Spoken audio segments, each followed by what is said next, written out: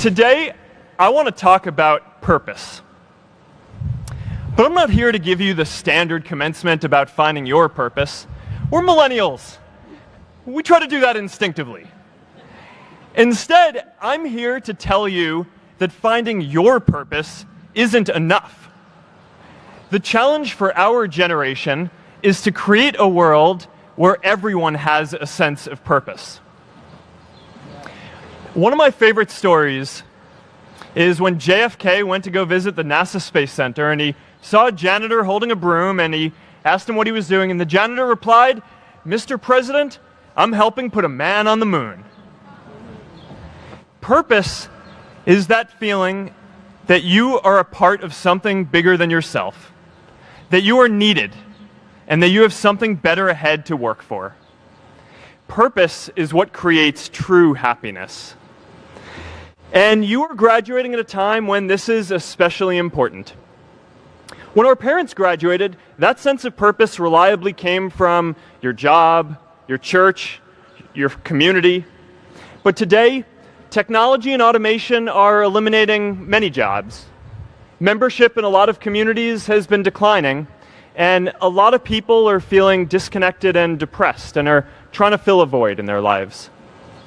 As I've traveled around, I've sat with children in juvenile detention and opioid addicts who've told me that maybe their lives would have turned out differently if they just had something to do, an after-school program or somewhere to go. I've met factory workers who know their old jobs aren't coming back and are just trying to find their path ahead.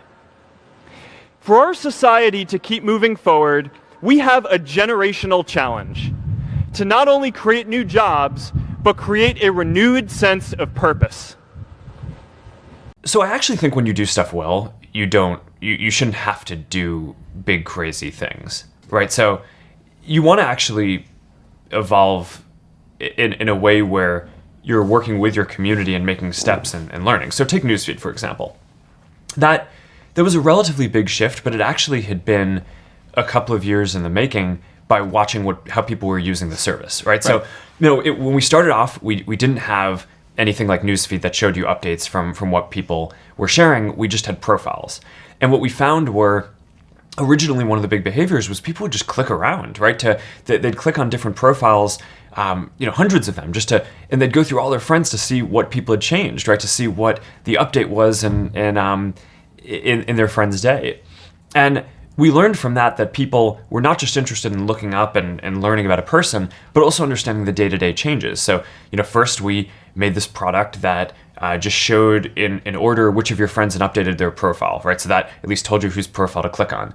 And then, the first version of Newsfeed was really simple. All it did was it basically took the content that people were posting and put it in order on your homepage. So I think when things are working well, you use data and you use the qualitative feedback that you're getting from listening to how your community is using your product to tell you what problems to go solve. And then you basically use intuition to figure out what the solutions to those problems might be. And then you test those hypotheses by rolling them out and getting more data and feedback on that. And then that gives you a sense of where to go. When I look at things like, we bought, the Oculus team for a lot of money, right? I actually view that as, if we'd done a better job of building up some of the expertise to do some of that stuff internally, then, maybe we wouldn't have had to do that. But, instead we hadn't done that. And, the Oculus team is by far the most talented team working on that problem. So it just made sense to go make this big move. But I actually kind of think as CEO, it's your job to not get into a position where you need to be doing these crazy things, right? And, yes. Of course it's inevitable, over the period of doing stuff, you can't be ahead of everything. So it's better to make big moves and be willing to do that than, have pride and not do that and never admit that you could have done something better in the past. But I think when stuff is working well, you're learning incrementally and growing that way.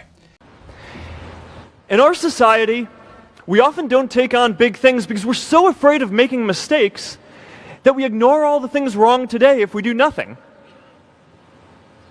The reality is, anything we do today is going to have some issues in the future. But that can't stop us from getting started. So what are we waiting for?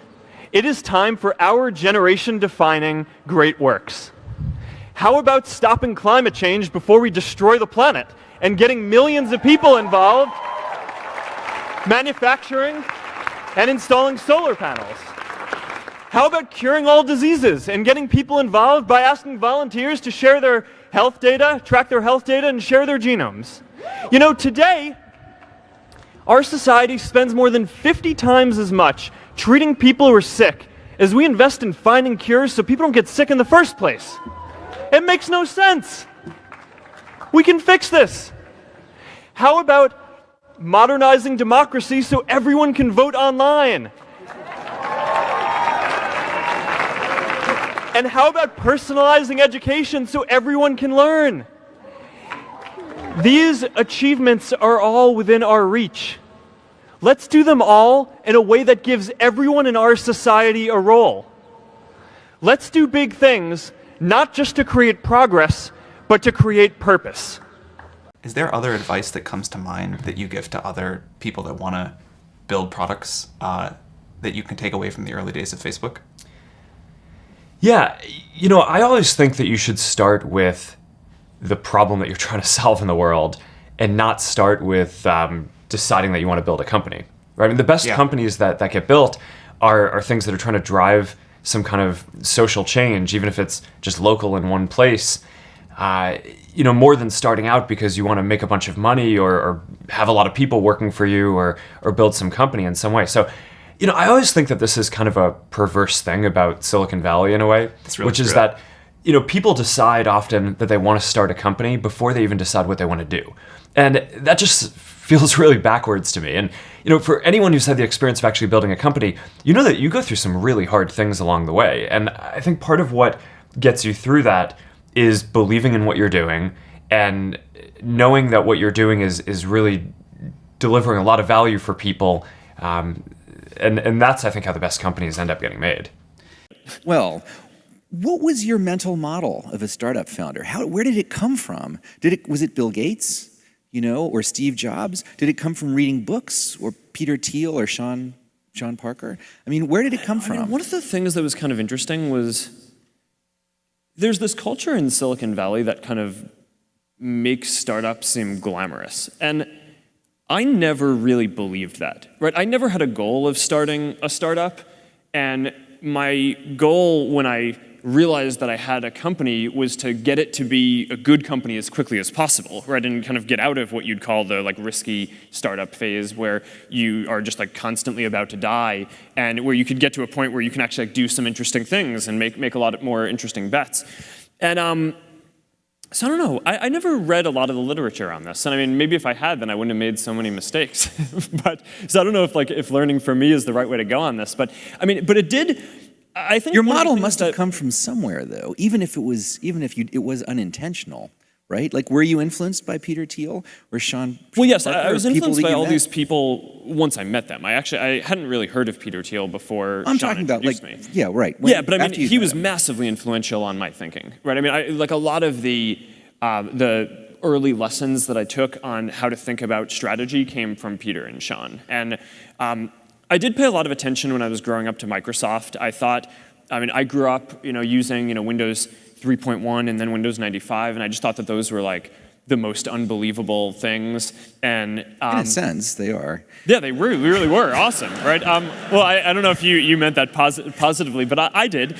And I thought, building this ecosystem was really neat, and that kind of inspired me, right? In the way that they built a platform, I kind of thought, okay, well, maybe one day, the tools that I'm building can be part of a broader ecosystem as well. And I think that had kind of gotten lost from the Valley by the time that I got around to setting up Facebook as a company. I mean, Google and Apple to that point hadn't really created platforms. They then went on to create much better platforms than anything that was created on desktop with their mobile operating systems. But that was pretty influential for me. So